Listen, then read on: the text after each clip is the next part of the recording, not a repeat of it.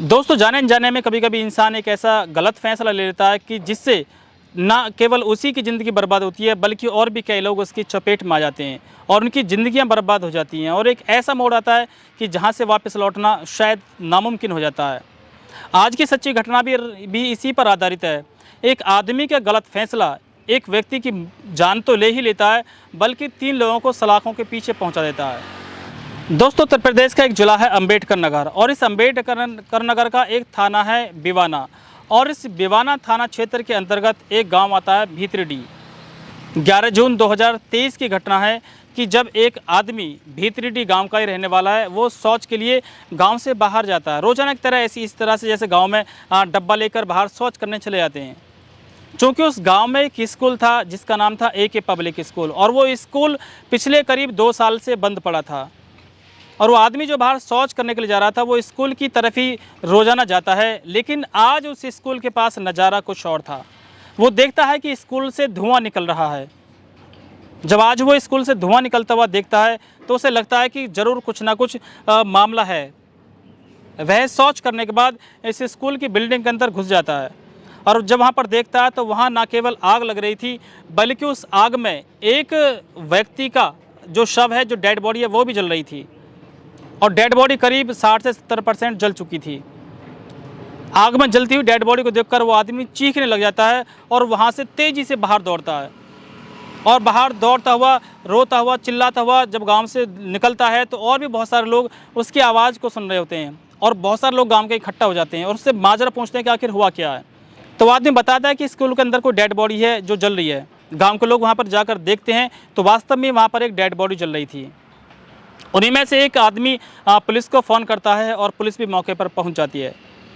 और जब तक पुलिस वहां पर पहुंचती है तो उसकी डेड बॉडी करीब 90% तक जल चुकी थी। लेकिन सबसे बड़ी समस्या और सबसे बड़ा जो चैलेंज पुलिस के लिए ये होता है कि उस डेड बॉडी के पास ऐसी कोई भी वस्तु नहीं थी जिससे उस डेड बॉडी की शिनाख्त हो सके। अब पुलिस गाँव में ये मालूम करती है कि क्या गाँव से कोई व्यक्ति लापता है, लेकिन गांव के लोग बताते हैं कि गांव से कोई भी व्यक्ति लापता नहीं है। पुलिस आसपास के थाना क्षेत्र में ये मालूम करती है कि क्या इस तरह की कोई गुमशुदगी की रिपोर्ट है, लेकिन आसपास के थाना क्षेत्र में भी कोई इस तरह की गुमशुदगी की रिपोर्ट नहीं थी। अब पुलिस के पास बहुत बड़ा चैलेंज था कि आखिर इस गुत्थी को कैसे सुलझाए। पुलिस ये समझ चुकी थी जो मरने वाला व्यक्ति है या जो मारने वाले व्यक्ति हैं वो सब बाहर के हैं, मतलब बाहर से आकर यहाँ पर इस घटना को अंजाम दिया गया है। जब पुलिस वहाँ तलाश कर रही थी तो पुलिस को वहाँ पर एक कंडोम का पैकेट मिलता है और कुछ नशे की गोलियाँ मिलती हैं। जो कंडोम का पैकेट मिलता है वो टाइम मैक्स कंपनी का था। अब पुलिस ये पता लगाने में लग जाती है कि ना जाने इस कंडोम के पैकेट से ही इस हत्या का राज खुल जाए। पुलिस उस टाइम मैक्स कंडोम के पैकेट को लेकर आसपास की दुकानों पर जाती है जहाँ पर भी दवाइयाँ बिकती हैं, जो मेडिकल स्टोर्स होते हैं। लेकिन जितने भी लोगों के पास पुलिस पहुँचती है सभी ये बताते हैं कि ये टाइम मैक्स कंपनी का कंडोम यहाँ आसपास के क्षेत्र में कहीं भी नहीं बेचा जाता है। अब पुलिस के सामने और समस्या आ गई थी, लेकिन पुलिस को ये चैलेंज स्वीकार हो चुका था और पुलिस ये सोचती है कि किसी न किसी तरह से इस घटना से पर्दाफाश करना ही पड़ेगा, इस घटना से पर्दा उठाना ही पड़ेगा। पुलिस टाइमैक्स कंपनी में पहुंचती है और वहां जाकर उनसे मालूम करती है कि आपके जो कंडोम्स हैं ये कहां कौन कौन से क्षेत्र में सेल होते हैं। तो पुलिस को जानकारी मिलती है कि ये कंडोम्स दिल्ली में सेल होते हैं और पश्चिमी उत्तर प्रदेश में सेल होते हैं। और पश्चिमी उत्तर प्रदेश में जब सेल होने की बात पुलिस के सामने आती है तो पुलिस वहीं दोबारा पहुंचती है जहां घटना स्थल था। और वहाँ पर जितने भी उस दिन कॉल्स थी, जितने भी वहाँ पर नेटवर्क यूज किए गए थे, सभी की पुलिस जांच करने में जुट जाती है। और जब पुलिस के पास एक पूरी लिस्ट आती है कि वहाँ उस रात किस किस के फ़ोन यूज हुए थे, किस किस के नेटवर्क से वहाँ पर बात हुई थी या किस किस के नेटवर्क उस रेंज में थे, तो पुलिस को बहुत सारे नंबर्स मिलते हैं जिनमें से 11 नंबर पश्चिमी उत्तर प्रदेश के मिलते हैं और 11 में से भी 4 ही नंबर पश्चिमी उत्तर प्रदेश के सहारनपुर के मिलते हैं। जब पुलिस को ये 4 नंबर पश्चिमी उत्तर प्रदेश के सहारनपुर के मिलते हैं तो पुलिस भी कहीं ना कहीं उन पर सोचने पर मजबूर हो जाती है कि आखिर सहारनपुर के रहने वाले 4 लोग यहाँ रात के समय क्या कर रहे थे।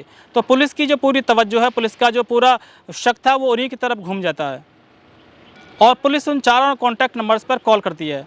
जब सबसे पहले एक नंबर पर कॉल करती है तो वो फ़ोन स्विच ऑफ जाता है फिर पुलिस दूसरा नंबर ट्राई करती है और जब दूसरा नंबर ट्राई करती है तो उसे एक महिला उठाती है और जब पुलिसकर्मी उस महिला से बात करता है तो महिला बताती है कि ये जो चारों जो कॉन्टैक्ट नंबर थे उनका नाम जब पुलिस उसे बताती है तो महिला कहती है कि चारों उसी गांव के रहने वाले हैं।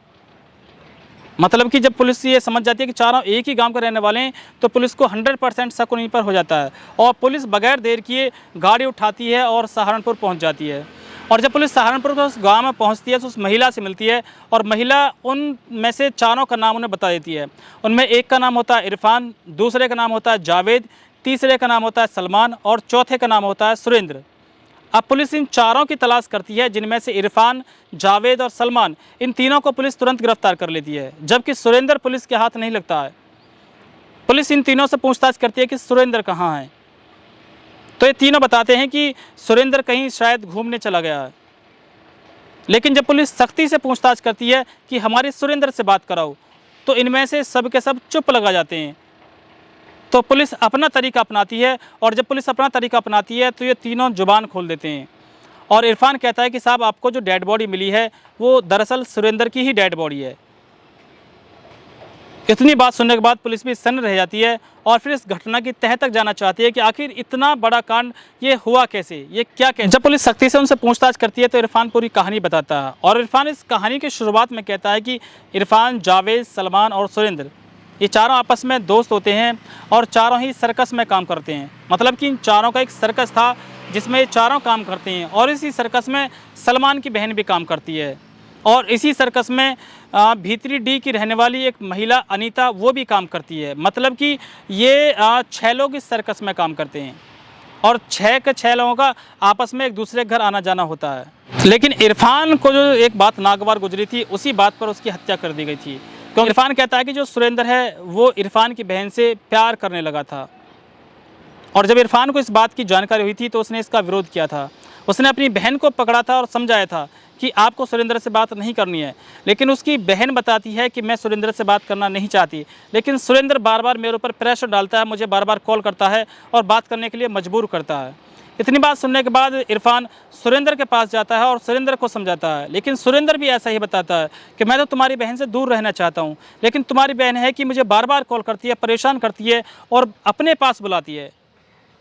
अब इरफान काफ़ी परेशान हो चुका था क्योंकि उसे ये भी पता था कि जो सलमान की बहन है उससे भी सुरेंद्र प्यार करता है, मतलब उसे भी सुरेंद्र ने अपने प्यार के जाल में फंसा रखा है। अब काफ़ी सोचने के बाद वो इसी नतीजे पर पहुंचता है कि किसी न किसी तरीके से सुरेंद्र को रास्ते से हटाना ही पड़ेगा और सुरेंद्र को रास्ते से हटाने के लिए वह सलमान के पास जाता है और सलमान को पूरी कहानी बताता है। सलमान भी उसकी बात से सहमत हो जाता है और फिर दोनों मिलकर एक योजना बनाते हैं और दोनों मिलकर जब योजना बनाते हैं तो सुरेंद्र को कॉल की जाती है और सुरेंद्र को अपने पास बुलाया जाता है। इनमें जो जावेद है वो इरफान का ही सगा भाई है। ये चारों एक जगह बैठते हैं और इरफान कहता है कि उन्हें भीतरी डी गांव में जाकर सर्कस दिखाना है जो अनीता का गांव है। सुरेंद्र इस बात पर राजी हो जाता है और चारों मिलकर भीतरी डी गांव पहुंच जाते हैं अनीता के घर और जब अनीता के घर पहुंचते हैं तो वहाँ नाश्ता वगैरह करते हैं। रात हो जाती है और रात होने पर इरफान कहता है कि भाई कहीं से शराब का इंतज़ाम कर लेते हैं, शराब खरीद कर लाते हैं और एक पार्टी करते हैं। तो सुरेंद्र और इरफान शराब खरीदने के लिए ठेके पर पहुंच जाते हैं, वहाँ से शराब खरीद कर लाते हैं और अनीता के घर पर बैठ जाते हैं। लेकिन फिर इरफान कहता है यार अनीता के घर पर बैठकर इस तरह से शराब पीना ठीक नहीं है, अनीता घर वाले को विरोध कर सकते हैं, उन्हें परेशानी हो सकती है, तो क्यों ना हम गाँव से थोड़ा बाहर निकल कर शराब पी लें। तो सुरेंद्र बताता है कि इस गांव से कुछ दूरी पर एक स्कूल है, क्यों ना उस स्कूल में जाकर हम पार्टी कर लें। जब स्कूल की बात इरफान सुनता है तो उसे बड़ी खुशी होती है और समझता है कि उसका जो प्लान है वो सक्सेस होने वाला, क्योंकि वो चाहता ही ये था कि गांव से कहीं दूर इस घटना को अंजाम दिया जाए। वो चारों मिलकर रात के समय उस स्कूल में पहुंच जाते हैं और वहाँ पर जाकर पार्टी करते हैं, खूब शराब पीते हैं। ये तीनों लोग तो शराब कम मात्रा में पीते हैं, जबकि सुरेंद्र को अपनी जो योजना थी उसके अनुसार ज़्यादा शराब पिला देते हैं और सुरेंद्र इतनी शराब पी लेता है कि वह अपनी सुध बुध खो देता है। अब इरफान सलमान से कहता है कि इसे मार दो, लेकिन सलमान कहता है कि नहीं, मैं मारपीट करने के लिए आया था, इसे जान से मारने के लिए बिल्कुल भी नहीं आया था। जब इतनी बात इरफान सुनता है तो इरफान बड़ा सा पत्थर उठाकर सुरेंद्र के सिर में मार देता है और जब सुरेंद्र के सिर में वो बड़ा सा पत्थर लगता है तो सुरेंद्र की वहीं पर मौत हो जाती है। और मौत होने के बाद अब उनके सामने ये था कि इस जो लाश के जो डेड बॉडी है इसको ठिकाने कैसे लगाई जाए। क्योंकि इरफान ने पहले ही पूरी योजना बनाई हुई थी। तो इस स्कूल का बहुत सारा फर्नीचर इकट्ठा करते हैं और इसी फर्नीचर में सुरेंद्र को डालकर उसमें आग लगा देते हैं और इस तरह से उसकी जो डेड बॉडी है वहाँ पर जल रही होती है। अब सुरेंद्र, क्योंकि इरफान पहले से ही साजिश बनाया हुआ था, तो अपनी जेब से कंडोम्स के पैकेट निकालता है और वहाँ पर डाल देता है, कुछ नशे की गोलियाँ वहाँ पर डाल देता है। और उसका इरादा ये था कि पुलिस इस सब कुछ को देखकर, कंडोम्स के पैकेट देखकर, नशे की गोलियाँ देखकर ये समझने पर मजबूर हो जाएगी कि यहाँ पर ज़रूर किसी का रेप हुआ है और रेप के ही विरोध में यहाँ पर हत्या कर दी गई है। उसे ये बिल्कुल भी अंदाज नहीं था कि पुलिस एक कंडोम के पैकेट से भी हत्यारों के पास तक पहुँच सकती है। और वही कंडोम का पैकेट उन तीनों की हत्या, उन तीनों का जो कांड था, उन तीनों का जो जुर्म था, उसका खुलासा कर देता है। दोस्तों, आज की कहानी को बताने का उद्देश्य आपको परेशान करना बिल्कुल भी नहीं है, केवल आपको ये बताना था और ये आपको जानकारी देनी थी, आपको सजग करना था, सतर्क करना था कि एक गलती इंसान को बर्बाद कर देती है, इंसान की ज़िंदगी को तबाह करती है। जिस तरह से उस एक गलती ने सुरेंद्र को तो मौत के गले लगा ही दिया, बल्कि वो तीनों भी सलाखों के पीछे पहुंच गए। तो दोस्तों, रोजाना शाम 6 बजे इस तरह की जागरूक करने वाली कहानी लेकर हम आपके सामने आते हैं। अगर आपने अभी तक हमारे चैनल को सब्सक्राइब नहीं किया तो चैनल को सब्सक्राइब करें और बेल आइकन जरूर दबाएं।